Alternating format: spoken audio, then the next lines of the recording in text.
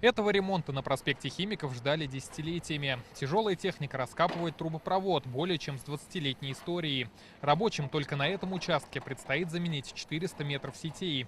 Аварии здесь случались ежегодно. К этой магистрали подключены 5 жилых домов и 1 детский сад.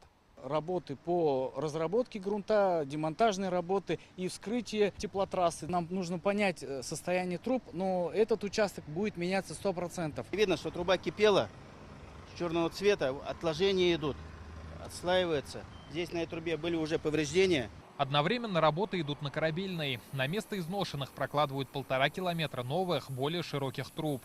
Работу мы начали в мае месяце. Общий срок завершения работ с благоустройством запланирован до 30 сентября.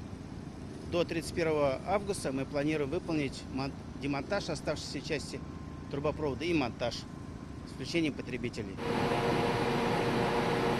На улице Сюембике работы уже на финишной прямой. Специалисты заменили около 100 метров труб. Работают все лето.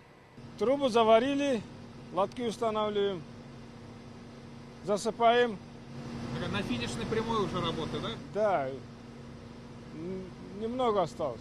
По количеству прорывов на водо- и теплосетях, по данным Минстроя, Нижнекамск в антилидерах по республике.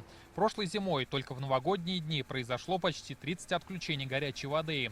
Также из-за морозов и прорыва трубопровода без тепла остались 60 многоквартирных домов. В городе выявили 22 дефекта в инженерных сетях.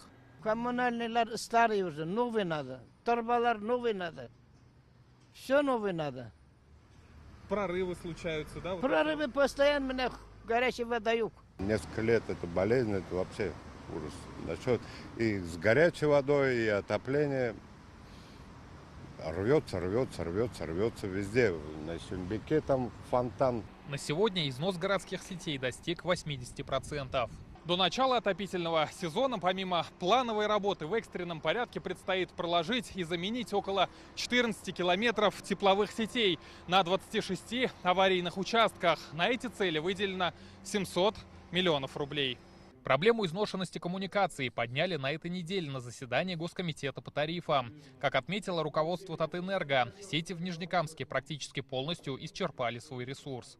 На сегодняшний день и схемы теплоснабжения, и наши обследования совместно с Центральным университетом показывают, что схема теплоснабжения города Нижнекамска признана показатель надежности составляет 0,03%. Это ненадежная схема. Как